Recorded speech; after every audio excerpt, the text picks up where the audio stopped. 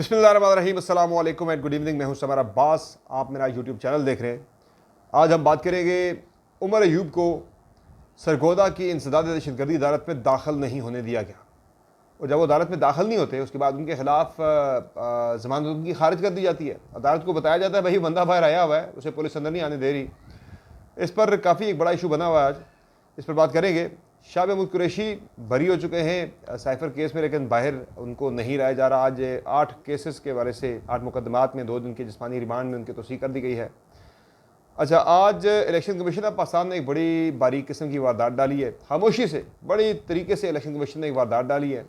इस्लामाबाद के 3 हलकों की जो बड़ी उम्मीद लोग लगाए बैठे थे जनाब के फैसला आ जाएगा और पूरे मुल्क में इंतखाबात के नताइज जो हैं वो सब कुछ बदल जाएगा, सियासी मंजरनामा में भी यानी कि इस ये उम्मीद लगाई बैठा था कि सब कुछ बदल जाएगा और ये बड़ी डेवलपमेंट होगी। लेकिन अब इलेक्शन कमीशन ऑफ पाकिस्तान ने इसका तोड़ निकाल लिया है और कुछ भी लगता है कि अब नहीं होगा।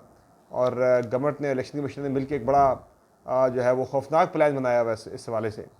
बाकी इद्दत केस में बुशरा बीबी और इमरान खान की 2 अलग अलग दरखास्तें आई हैं। इन दरखास्तों में क्या है, कल समाअत के लिए मुकर्रर हो चुकी हैं। मियाँ नवाज शरीफ साहब ने नरेंद्र मोदी को मुबारकबाद दी है और बड़ी गर्मजोशी से मुबारकबाद दी है। और उन्होंने साथ ही उन्हें कहा है कि आए मिलकर ज़रा नफ़रत को उम्मीद में बदलते हैं और 2 अरब मुसलमान 2 अरब जो आबादी है इस खत्े की, उनके जो है उनके लिए जो है वो ये इसको बदलते हैं, नफ़रत को उम्मीद में, उनकी तरक्की का मौका आप एक पैदा करते हैं।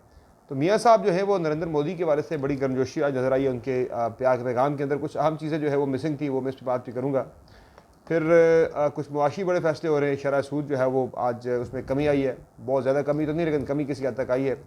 इन तमाम खबरों पर बात होगी, लेकिन उससे पहले आपसे रिक्वेस्ट कि चैनल को सब्सक्राइब जरूर कर लें, वीडियो को लाइक और शेयर करें, बेल आइकन जरूर प्रेस करें अगर आपने अब तक नहीं किया तो। अच्छा, सबसे पहले ज़रा बात कर रहे थे उमर अयूब की। उमर अयूब आज इंसदाद दहशतगर्दी अदालत में मतलूब थे, उनका एक केस था, उनकी ज़मानत लगी हुई थी।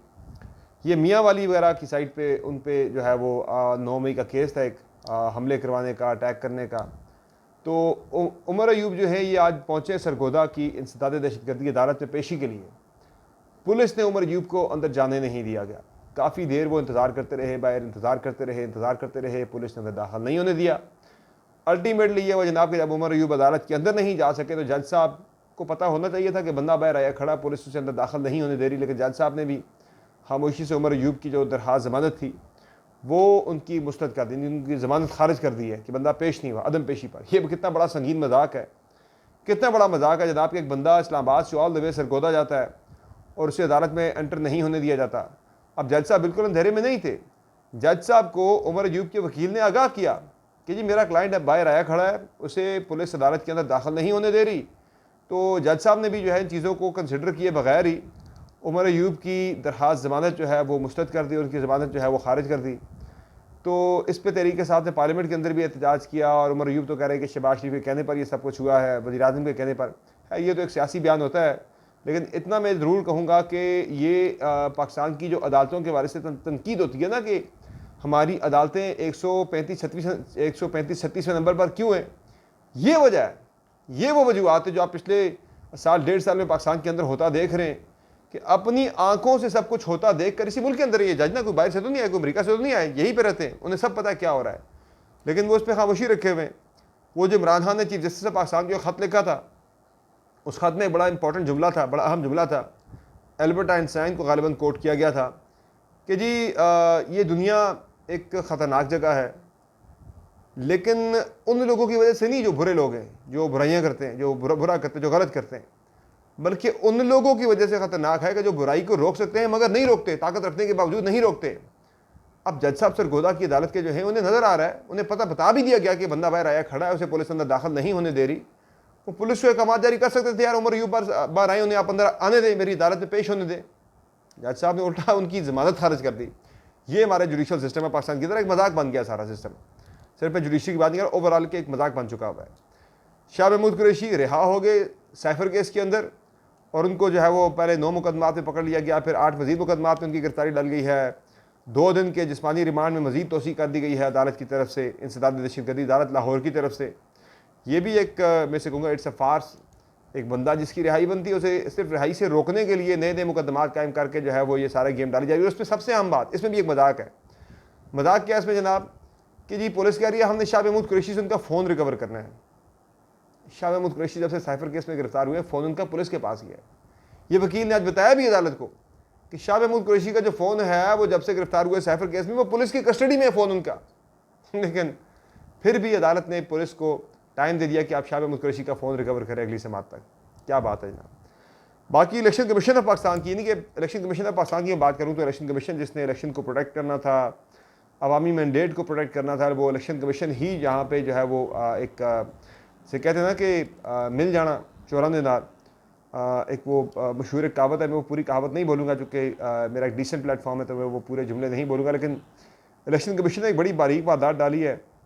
उन्होंने 10 जून को जो है आज एक अनाउंसमेंट की है कि खामोशी से जो है इस्लामाबाद का जो ट्रिब्यूनल था वो चेंज कर दिया, सिर्फ इसलिए कि नून लीग के 3 अरकान जो जीते थे यहाँ से फॉर्म 47 के मुताबिक, जिनके पास फॉर्म 45 नहीं थे या फॉर्म 45 में वो हारे हुए थे, सिर्फ उनसे फॉर्म 45 मांगने पर इस्लामाबाद का इलेक्शन ट्रिब्यूनल तारिक जहांगीरी साहब का चेंज कर दिया गया।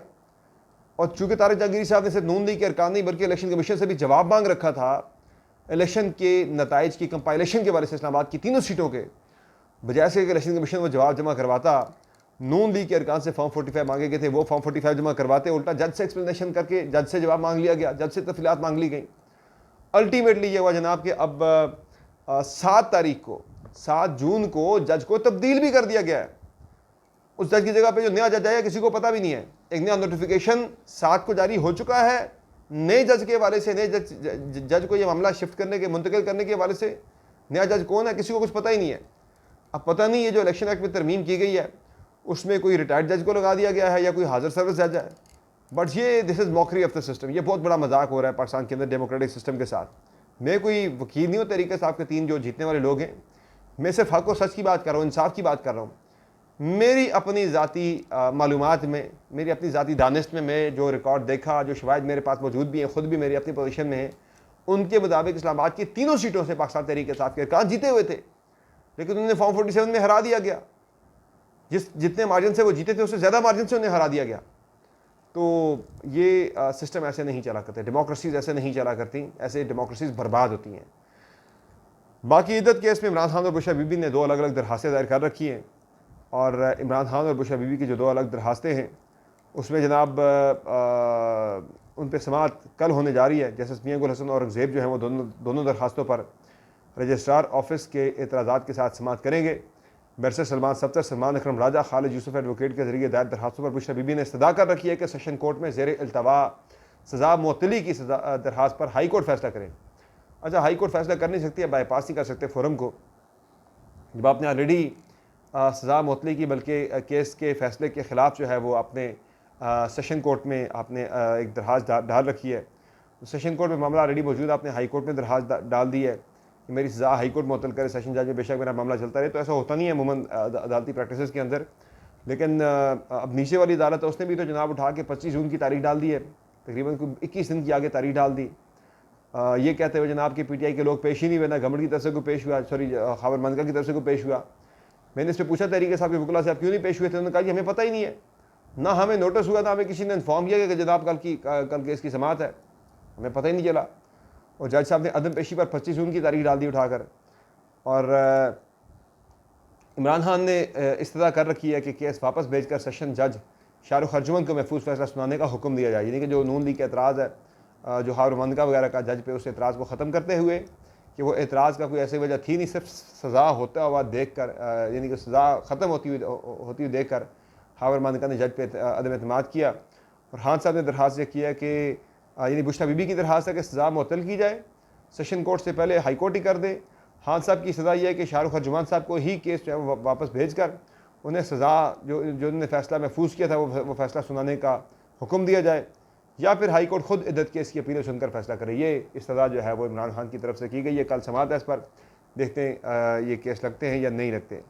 बाकी शरह सूद जो है पाकिस्तान में वो 22% से कम करके 20.05% कर दी गई है। बड़े टाइम बाद ये शरह सूद में है वो कमी आई है 150 बेसिस पॉइंट्स की। हालांकि अभी भी 20% से ऊपर होना शरह सूद का ये बहुत बड़ा शरह मुनाफा, ये बहुत बड़ी है। तो अभी भी इसमें कमी करके इसे कम से कम 14-15% पर लाना पड़ेगा, वरना मुआशी एक्टिविटी पाकिस्तान के अंदर नहीं चलेगी। बाकी मियां नवाज शरीफ साहब जो है उनकी तरफ से नरेंद्र मोदी, भारत के जो नौमुंतखब वज़ीर-ए-आज़म हैं तीसरी मरतबा, नरेंद्र मोदी को मुबारकबाद दी गई है।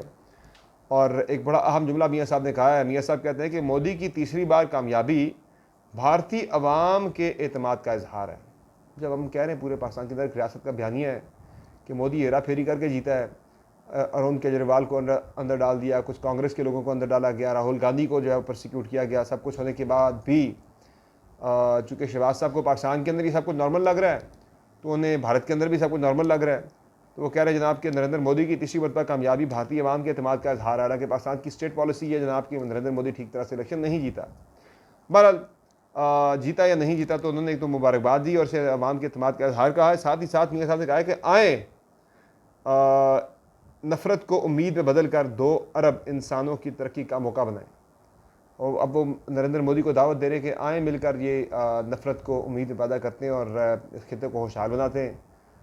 ये इतने डेस्परेट है भारत के साथ हालात की बेहतरी के लिए कि भूल गए आप मसला कश्मीर भी कुछ होता था। आप भूल गए कि अगस्त 2019 में जो भारत ने कश्मीर की खसूसी हैसियत तब्दील की थी, वो भी एक मसला एग्जिस्ट करता है। कश्मीरियों के बारे में आप कोई बात ही नहीं करते और आप सीधा कहते हैं कि आए मोहब्बत को नफ़रतों को उम्मीद में बदलते हैं। भारत तो चाहता है ये, भारत तो चाहिए ही, भारत तो कह रहा है भाई ख़त्म करें सारा मामला कश्मीर आप भूल जाएं, आए बैठ के बात करते हैं और आगे मिलकर ट्रेड भी करते हैं, सारा कुछ करते हैं। हाल ट्रेड तो मेरी अपनी ज़ाती राय है कि बहाल होनी चाहिए पाकिस्तान में भारत के दरमियान। पाकिस्तान का इसमें फ़ायदा है। भारत की चाइना से बदतरीन मुखासमत के बावजूद चाइना ने और भारत ने आपस में बायलैटरल ट्रेड बंद नहीं की थी। पाकिस्तान ने फ़ौरन जज्बात में आकर ट्रेड बंद कर दी थी। ट्रेड का ज़्यादा फ़ायदा पाकिस्तानी ताजरों को, पाकिस्तानी अवाम को, आकर सस्ती यहाँ पे सब्जियाँ फ्रूट वगैरह मिला करेंगे। लेकिन मियाँ साहब ने जो अहम हमारे जो कंटेंशियस इशूज़ हैं भारत के साथ, उनका जिक्र किया बगैर ही नरेंद्र मोदी को जो है वो गैर मशरूत कह दिया कि आए मिलकर आपको अवाम ने आप पे एतमाद का इजहार किया तो आए मिलकर यानी नफ़रत को उम्मीदें बदल कर 2 अरब इंसानों को तरक्की का मौका देते हैं। तो ये मैं समझता हूँ कि मियाँ साहब की तरफ से एक ये मुनासिब जो है वो एक फ़ैसला नहीं था। ठीक है, मुबारकबाद आप देते हैं वो आप दें, लेकिन ज़रा आपको ज़रा कश्मीर की बात भी करनी चाहिए थी। आपको जो इंसानी हकूक़ की खिलाफ वर्जियाँ कश्मीर के अंदर उसकी बात करनी चाहिए थी और आपको इस मसले के हल के हवाले से आपको बात करनी चाहिए थी, लेकिन मियाँ साहब का ये मसला शायद नहीं है। तो ये जनाब आज की कुछ अहम डेवलपमेंट्स हैं और अब देखते हैं कि सियासत क्या रुख लेती है। तहरीक-ए-इंसाफ के अंदर सब बंदी होना फिर से शुरू हो गई है। PTI लेड जो कोलिशन है उसको चूँकि लेड कर रहे हैं महमूद अचकज़ई साहब, तो बलूचिस्तान में एक इत्तेहाद बन रहा है एमिन वली की सरबराही में 6 जमाती इत्तेहाद। वो PTI को बेसिकली काउंटर करने के लिए वो नून लीग को या हुकूमत को काउंटर नहीं करेगा, पीपल्स पार्टी की सूबाई गवर्नमेंट को। KP में भी एक इत्तेहाद तश्कील पा रहा है। वो इत्तेहाद भी ऑब्वियसली तहरीक-ए-इंसाफ को कमज़ोर करने के लिए, तहरीक-ए-इंसाफ की जगह लेने के लिए है, लेकिन तहरीक-ए-इंसाफ की जगह लेना फ़िलहाल मुझे मुश्किल ही नहीं बल्कि नामुमकिन नज़र आ रहा है। बाकी कौमी टीम कल हार गई थी भारत से, उस पर मोहसिन नकवी की तरफ से ये स्टेटमेंट आई है, ये मौक़िफ़ सामने आया जनाब कि पहले छोटी सर्जरी की बात हो रही थी, अब बड़ा ऑपरेशन होगा जनाब, अब बड़ा ऑपरेशन होगा। बड़े पैमाने पर लोग जो हैं वो PCB से और क्रिकेट टीम से, क्रिकेट टीम की मैनेजमेंट से निकाले जाएंगे, बर्खास्त किए जाएंगे। तो ये आज की जनाब डेवलपमेंट से अगली वीडियो में फिर आपकी खिदमत में हाजिर होकर नई खबरें आप तक पहुँचाएंगे, नए तज्ज़िये आप तक पहुँचाएंगे। इजाज़त दीजिए, अल्लाह हाफ़िज़।